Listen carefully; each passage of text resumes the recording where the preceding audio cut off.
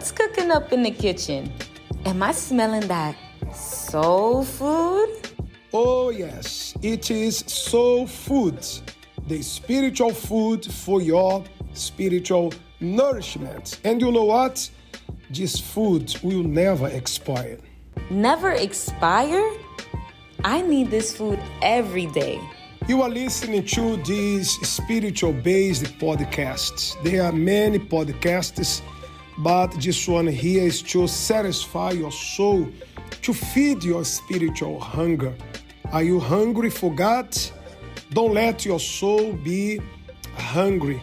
No matter where you are, whatever you are doing now, at work, home, or on the go, you can still listen here and right now the Soul Food podcast. Don't let ever your soul to go hungry.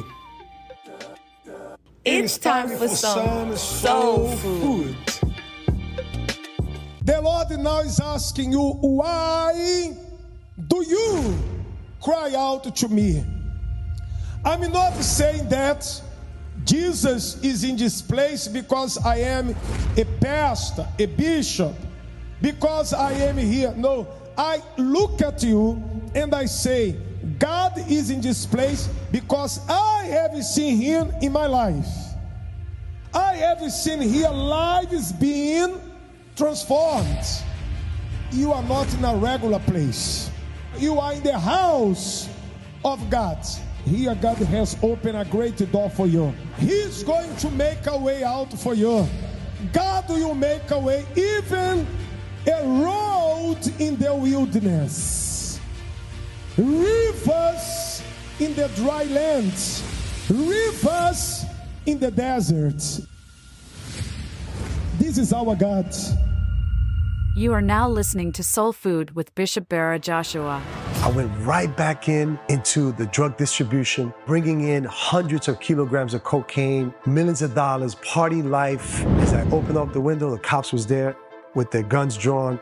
Freeze, don't move. So I went back in my home and I looked at my wife and I told her, my life is over. And the preacher says, there's a gentleman here that has been chasing after things, and those things have led him down a road of destruction. He says, the peace that God can give you will surpass all of your understanding. Continue to listen to Soul Food. We have a story coming up next to share with you.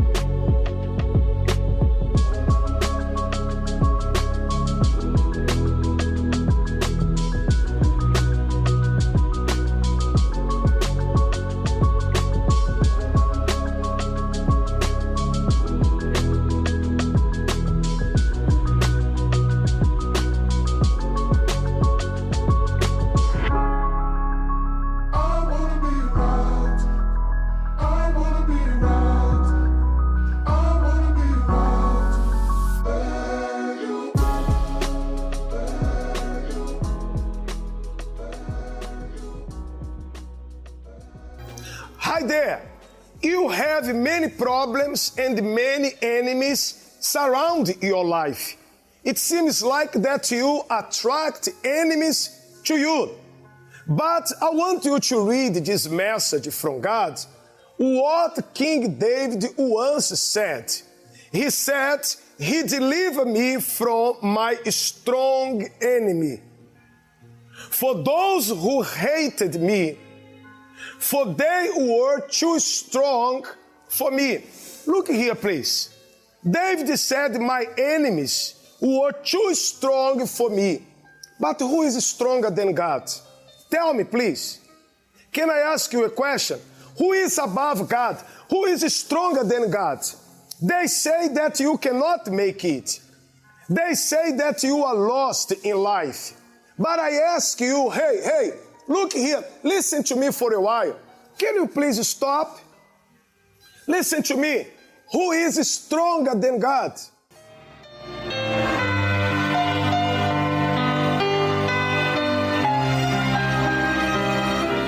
He delivered me from my strong enemy, from those who hated me, for they were too strong for me. But you know what? They confronted me in the day of my calamity. But the Lord was my support. The Lord is your support. So wherever you are right now, watch me, God is your support. I am not talking about a church. I am not talking about a religion. I am talking about the Almighty God that is your support, and He will wipe away every tear from your eyes. You can call this number. It is a toll-free number, 1-800. So wherever you may be watching us, in the West, outside the West, in any part of the world, you can right now give me a call. 1-888-332-4141. The same God who delivered King David from all his enemies, He delivers you from all your enemies.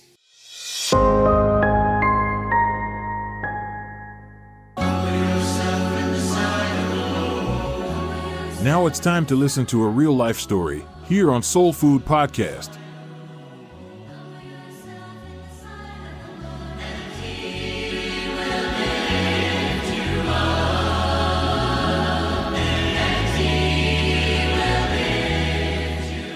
I was raised in Queens, New York. My parents are from the Dominican Republic, and they arrived here in the early 60s with my two eldest brothers. And so they wanted to extend their family, and they had 3 additional children. And I'm the youngest of 5 boys.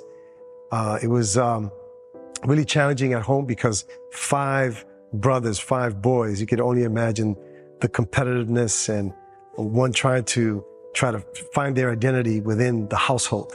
But I was the youngest, and so I was always taken care of and looked after.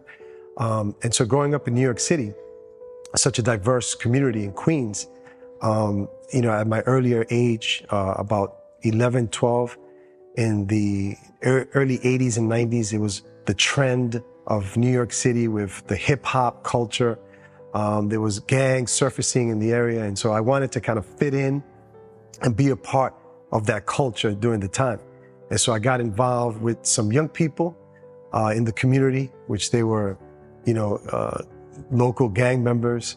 And I was introduced to marijuana basically at 12 years of age. Wow. Once I tried marijuana, I tried to conceal it from my parents.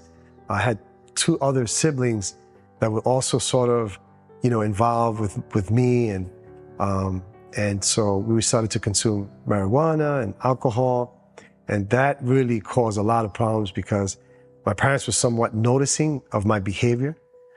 They noticed that I was really changing in my attitude towards them and towards school.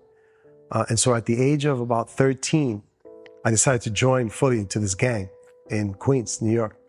And I remember I was hanging out in a park, smoking weed, marijuana, and this 2 assailants, 2 people entered the park, and they approached us. And one of the guys took out a bat and almost hit me and tried to hit the gang leader.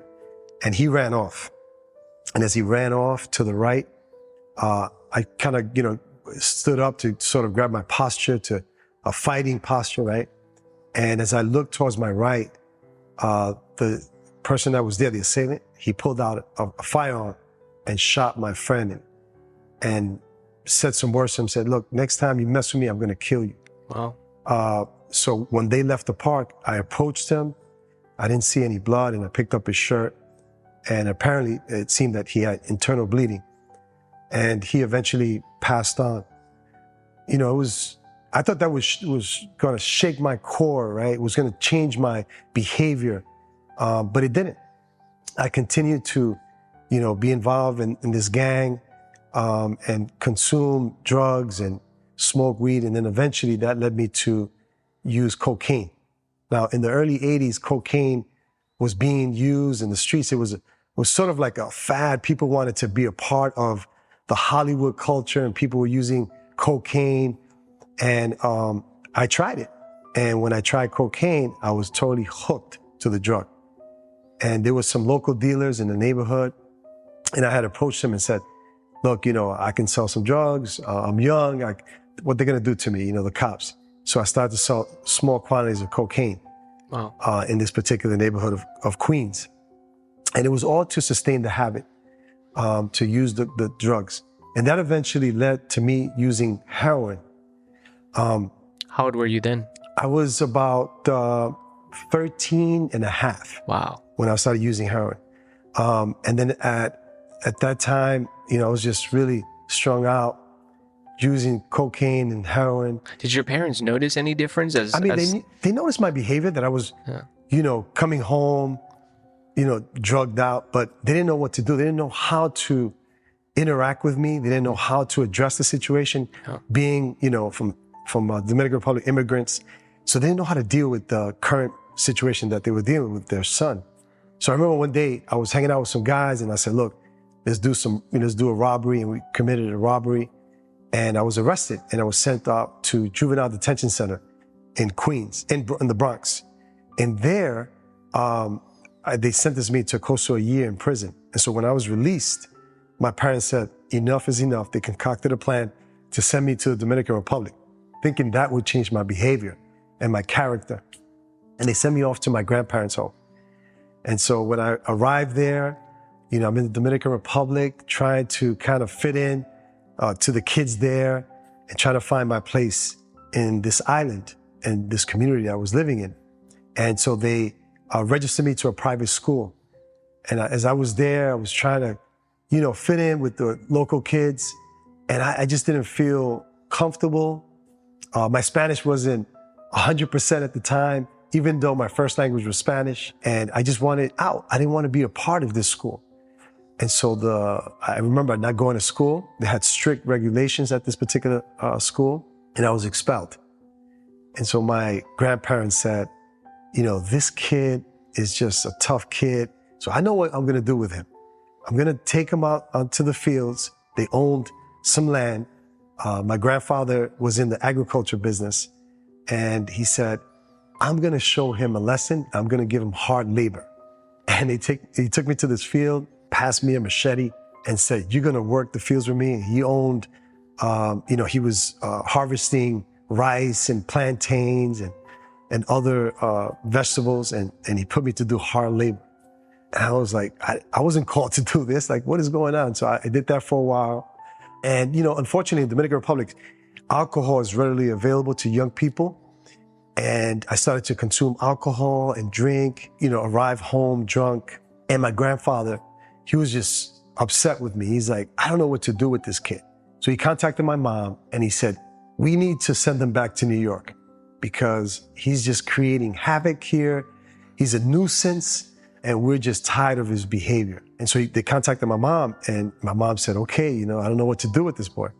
During my time there in the Dominican Republic, I had met soon-to-be wife, Alexandria, through a friend of mine that was living in the Dominican Republic at the time.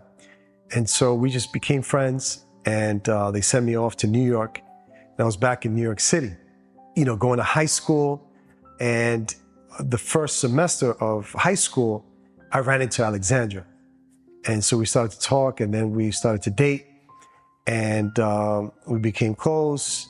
And I just, at the time, I was still sort of thinking, do I continue to behave the way I was behaving, getting involved in gangs, or do I get really serious with my girlfriend? And so I decided to get serious with my girlfriend. And right out of high school, we got married. My parents were like, what are you doing? You got to go to college, And I was like, I'm in love. Latinos, we get married early. I got married and I was, living with her. And my second eldest brother, and my fourth eldest brother were involved in this cartel out of Colombia, and they were distributing cocaine to the United States. And I didn't want no part of it because I knew that, drugs had affected me as a teenager. And I figured, I don't want no part of what they're doing, distributing hundreds and hundreds of kilograms of cocaine. They had luxury cars, expensive homes, but I just didn't want no part of it because I knew that it affected me as a young person. I was addicted to drugs. And I remember one day being laid off from work, and I contacted my fourth eldest brother and I said, look, I need money. And I said, I don't want to sell drugs, but I need to get involved in your business dealings. And so he invited me to the stash house. It has some security measures in place. And so when I got there, the first thing that I witnessed was a Mac 10 on the table. They had the TV blasted to muffle the sound of the counting machines. And towards my right, there was hundreds and hundreds of dollar bills, different denominations and 50s and 20s. And he said to me, I want you to count the money and let me know how much money is there. And so I counted this money. There was $1.2 million in cash. And so the TV was blasted to muffle that sound of those counting machines as I was counting the money. And it seemed surreal, that I'm over here counting, I'm involved in this drug enterprise, and I'm counting $1.2 million, and I'm only like 20 years old. Wow. He rewards me by giving me thousands of dollars. And I was like, wow, this is an easy in. So I started to immerse myself further into the enterprise. And now I was not just counting the money, I was distributing the cocaine. I was organizing drug stops and runs with the organization, and millions of dollars passing through my hands. So I started now to get involved fully into the operation. And I thought I was on top of the world, having all this money, party life in clubs, hanging out with celebrities, going to their mansions, thinking that, this is the life. I have all this gain, I have all these riches, I'm living the life.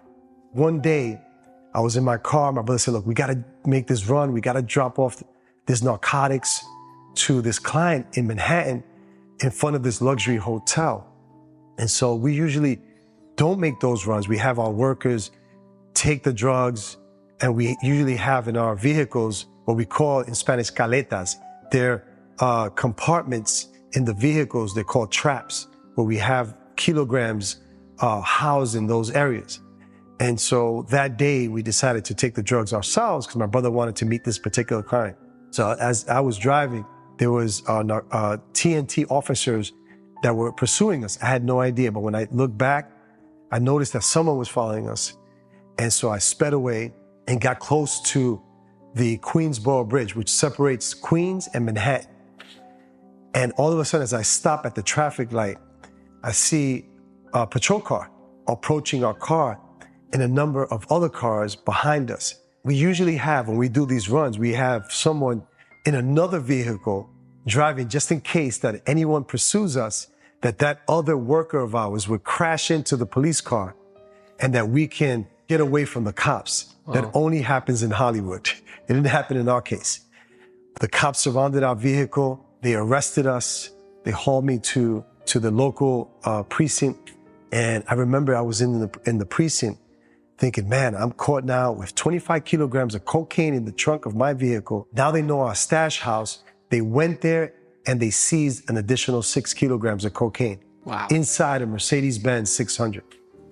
And I'm in this prison, and the very first reaction was, I need to get out of jail. I wasn't thinking about the wrongs I did, that I'm hurting society, spewing narcotics out into the communities. I was just thinking about self. I wanted to get out of jail. So I contacted my attorneys. We had attorneys in place. And I said, listen, do the best that you can. We need to get out. And the very next day, I pick up the newspaper, and what was blasted across that particular newspaper read, $3.8 million seized of cocaine. 2 brothers incarcerated facing life in prison, no bail.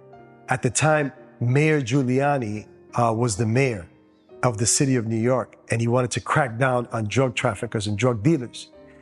And the prosecutor was Richard Brown, and I was faced with life in prison, not knowing what to do. trying to figure things out. At that moment, the attorneys come back and say, look, we're going to work out a plea. You have no bail, but we're going to work out a plea. They're going to give you 3 to 9 years of incarceration and your brother 4 to 12 years. Now, I was housed in the notorious jail called Rikers Island, where at that time, and still today, there's thousands of people incarcerated, over 14,000. And I'm housed in this prison trying to, again, figure things out. And the day came of my sentencing. I got 3 to 9 years of incarceration, my brother 4 to 12. So they send us out to state prison. And in state prison, there was an opportunity that arose that whether I can either sign into a program, which was a military camp, my sentence would be reduced almost in half. And I had already in about 1.5 years incarcerated. And so I seized the opportunity and said, okay, I'm going to sign to this program, which I did. And they sent me off to a program called SHOCK, which is basically to rehabilitate young people or people that are, consuming drugs or involved in drugs.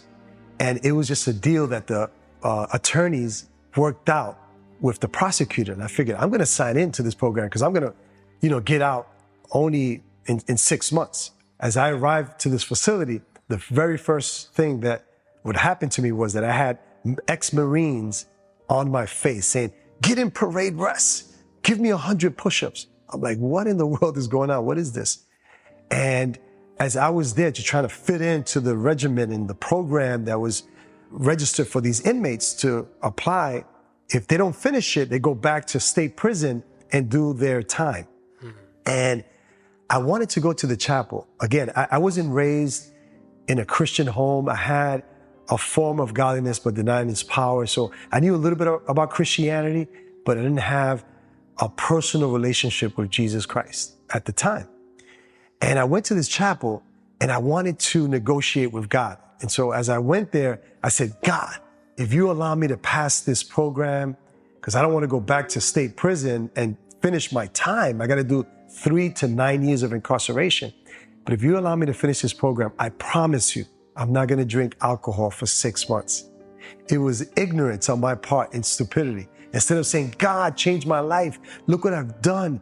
I'm destroying communities. I'm destroying lives. But it wasn't like that.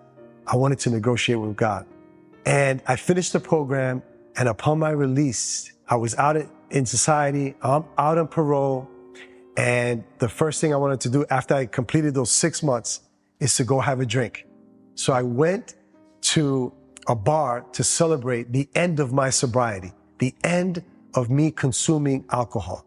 And as I was there, how the enemy sets us up, I run into an old associate, an old person that I had drug runs with. And he said, listen, I am controlling now over a ton of cocaine. If you want in, you let me know. And as I was hanging out with with a buddy of mine, having a drink and kind of thinking of what he was saying, my mind was racing, thinking, man, I can make hundreds of millions of dollars. I could be on top of the world again, on top of the game. I know now how the police operates. I can have more control over the distribution of cocaine, which I was selling throughout the Eastern Seaboard. I was like, I can do this. I can make this happen. But my heart was saying, don't do it. So I go back to, in the bars I was drinking, and I go back to this individual, this Colombian individual, and I tell him, I'm in. I want to take now, give me 11 kilograms of cocaine. So I send my employee to get the drugs. And it reminds me of the scriptures in Proverbs 26:11, where it says, as a dog returns to its vomit, so do fools repeat their folly. Wow. I went right back into the drug distribution, controlling different locations of distribution points, bringing in hundreds of kilograms of cocaine, millions of dollars, party life, spending tens of thousands of dollars. And my second eldest brother had another case going on, pending case, and he got busted in Miami, and they extradited him to New York. And when I found out about his extradition, he was in New York, we bailed him out on $500,000. And as he got out of jail, he said, what are you doing? I said, man, I'm back in. I'm controlling hundreds of kilograms of cocaine. He's like, great, I want to partner up with you. And so he partnered up with me, and he had a client that was working, he had a trucking company where he would distribute cocaine from Miami to New York and from California to New York. And so we used this service to house the drugs there, thousands of kilograms, hundreds of kilograms of cocaine. Unbeknownst to us, he was working with the DEA, Drug Enforcement Agency. He was negotiating with us. We were giving him drugs to pick up. And all along, he was recording all of our conversations. And also, he had drugs that we were giving him. As time went on, we were being investigated by the Drug Enforcement Agency, by the federal government. So my brother and I were living this life, drinking, partying. And then one day, cops surrounded our vehicles and they arrested us. And they sent us to a prison in Manhattan called Metropolitan Correctional Facility, Metropolitan Correctional Center, where the notorious drug lord El Chapo was housed.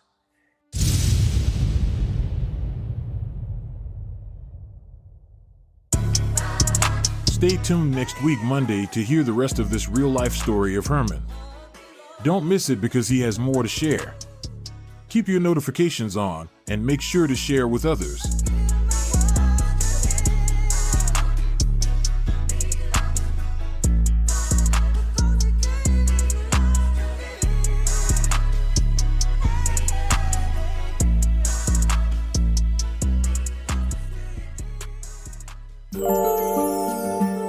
Thank you for listening in. That's all the soul food we have to share today. Stay tuned for the next episode on soul food and keep your notifications on. Share this episode with your friends and family to feed their souls. Give the food that lasts forever.